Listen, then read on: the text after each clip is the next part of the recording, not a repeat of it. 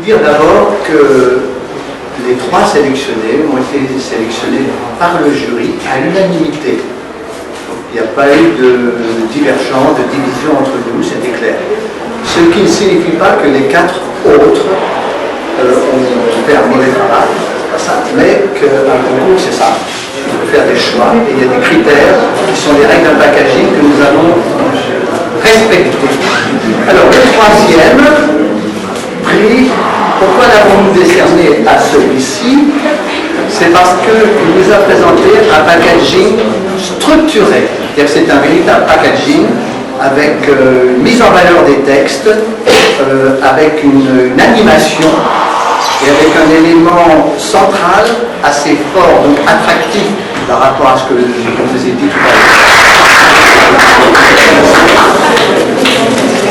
Rappelez-vous, c'est ça.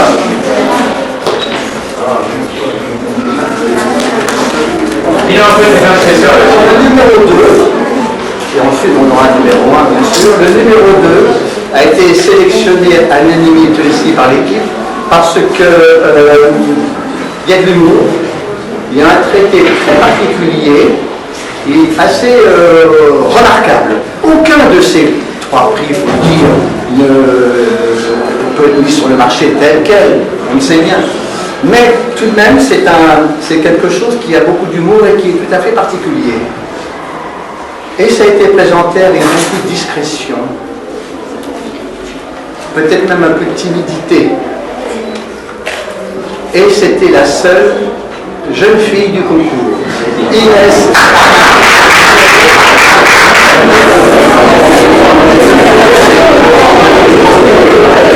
Nous allons parler de la création numéro 1, c'est forcément un garçon, puisque la fille vient d'être présentée.